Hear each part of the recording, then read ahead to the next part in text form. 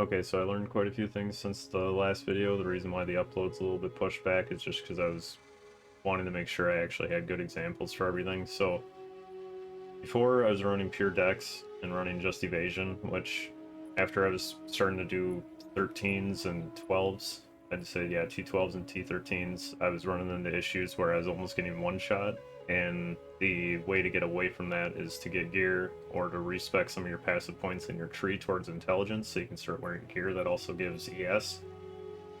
And the reason why ES is really important is just because it's essentially a second bar of HP that's just rechargeable, right? So uh, now I no longer even get close to getting one shot even in boss fights, which is awesome. So it definitely gives you a lot more survivability, which is worth it. Now when it comes to how you would like to run the build, I'm primarily doing all physical for my poison damage calculations, so the gear might be a little bit more expensive just because it's not very easy to find it that has, you know, good high physical attack to hits and everything else. Normally people will be running like Plague Finger, and then they'll be running, it basically allows you to run full elemental stuff. So when it says all hits contribute to poison, it converts all the elemental damage that you're doing into the initial physical slash chaos calculation of poison damage. So you can use a bow that does have elemental damage, it'll actually get calculated into it. Same thing with your quiver, same thing with your rings. You can get a lot more damage up front with these gloves. The only thing that I don't like about them is just because their base stats and what it... I just feel like the DPS isn't worth the survivability and the extra defensives that you get out of just finding a good rare set of gloves, but each your own, depending on where you are in the game. If you're just getting to late game and you're starting to do early maps or something, I would definitely recommend Plague Finger just because it's going to be a lot easier to get gear to be able to start going through maps. But once you start getting to like D10 plus and you're realizing you have a survivability issue and you're starting to die a lot or something, then I would probably start converting over to physical, just because you're going to be able to get gear that's a lot better defensive stats, you know, than elemental. But anyways, we're going to get right into the nitty gritty here. So when it comes to gems, you can run Despair. I think it's helpful whenever you're running into rares. It just gives you the ability to give your enemies extra negative chaos resistance, which is poison damage. So with Despair, you're gonna want to run Hex Bloom, Focus Curse, and Persistence. But then your primary DPS stats and gems are all going to be Gas Arrow, Toxic Growth, and Vine Arrow. Barrage is just kind of one of those things where if you want to, you can use it while you're in the middle of clearing like a rare or a boss or something like that. You could usually use Barrage comboed with Vine Arrow, because then you'll shoot down, if you have a dual string, you'll shoot down 4 plants versus just 2.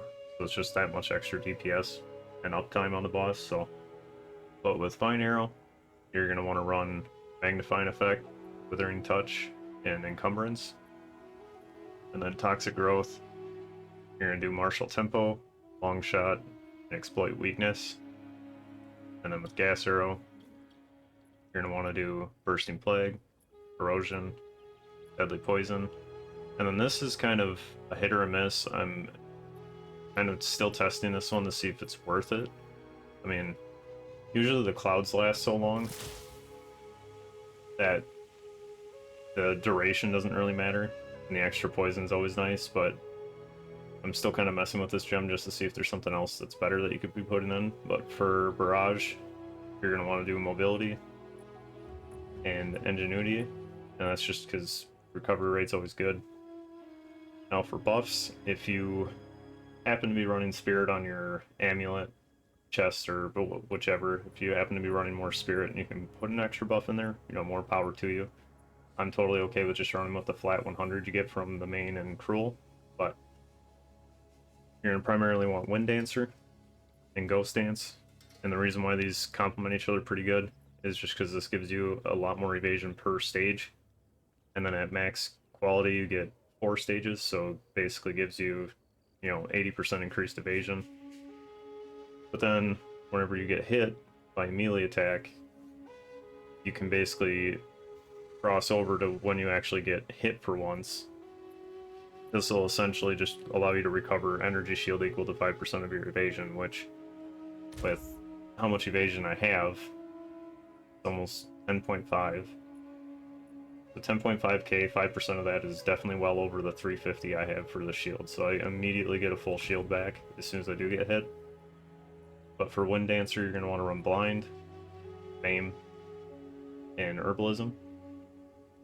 And then Ghost Dance, you're going to want to run Clarity, Cannibalism, Fast Forward.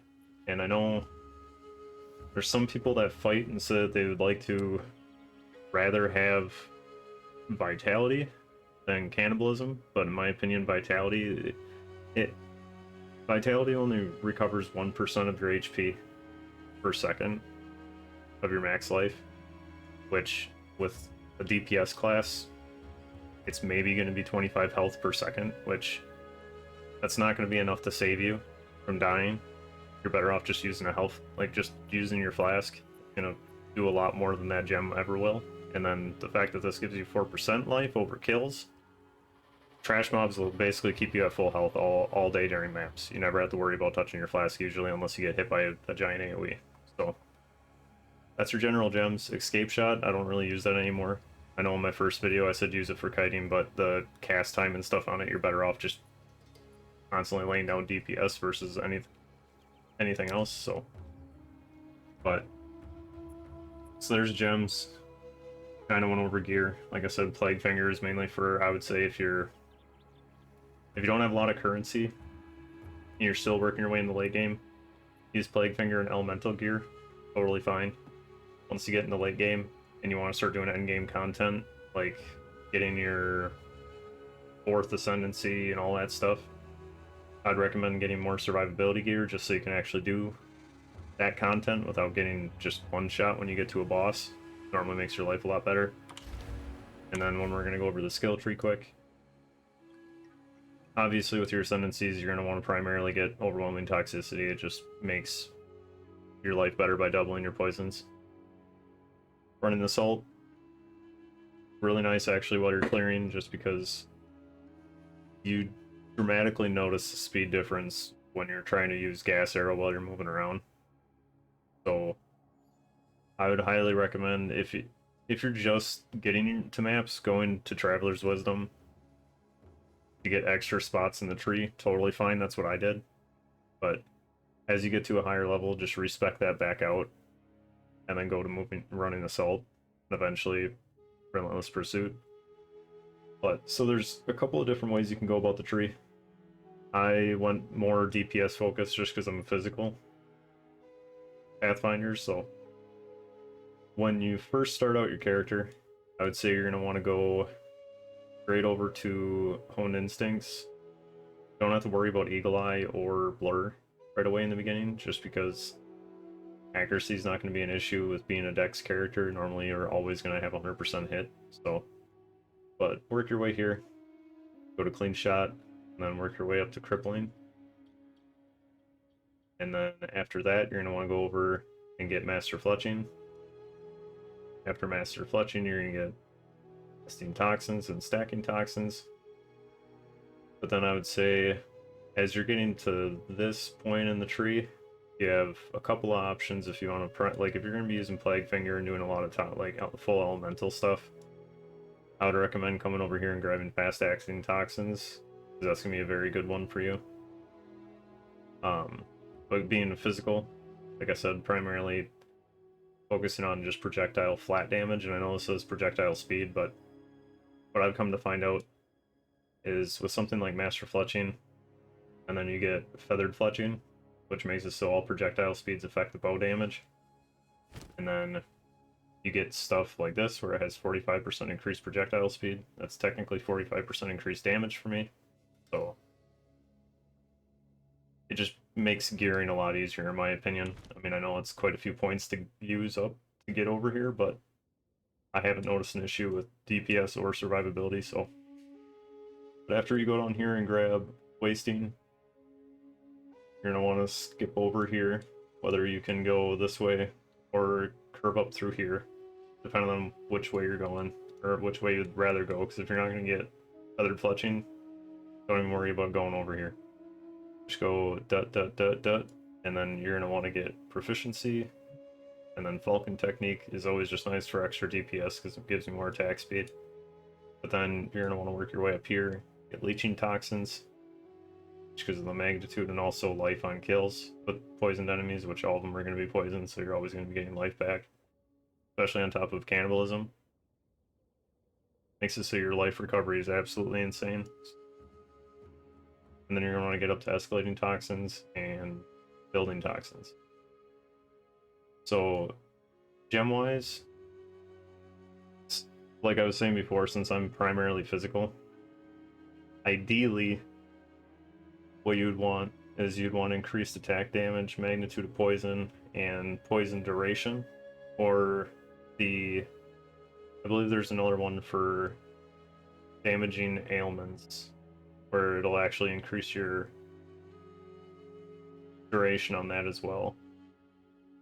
But I believe those are only on sapphires, so if you're going to get emerald, I mean, I would get flat attack damage, magnitude of poisons, maybe duration of poison, but usually as soon as you get those 3 on a jewel, people start selling them for like 10 exalts a piece, which I think is a little ridiculous for a jewel. I mean, when you get way later and you have all your gear that you need, you don't really care about saving exalts for anything else. I'd say jewels are the last thing to be prioritizing to get like perfect rolls on, but so generally that's the tree.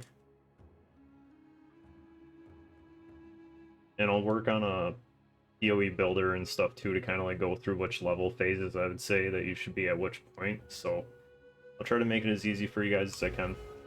Other than that, that's the update I got for you. If I discover anything else or find anything else out that I feel like is helpful, I'll be sure to update you guys again. But other than that, have a good one. Peace.